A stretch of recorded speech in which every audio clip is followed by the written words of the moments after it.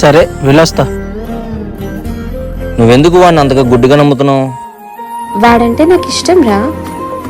సరే నేను ఒకటి చెప్తా, చేస్తావా? చెప్పరా. ఎలాగో మీ ఇద్దరు ఇష్టపడుతున్నారు కదా, ఇంట్లో మాట్లాడదాం అని చెప్పు. సరే. ఒరేయ్, చెప్పవే. ఇంట్లో మన పెళ్లి గురించి మాట్లాడదాం అనుకుంటున్నా. మీ ఇంట్లోనా? అవును, వాళ్ళు 2 ఎకరాల కట్నం కూడా ఇస్తారు. ఇది ఏదో పెద్ద ప్లానే వేసింది, కానీ దీనికి తెలియదు మనం దీన్ని అవసరం కోసం వాడుకుంటున్నాం అని. ఏంట్రా ఆలోచిస్తున్నావు? తర్వాత మాట్లాడదాం కానీ నేను వెళ్తున్నా. వాడిని చూస్తే నీకేం అర్థమైంది?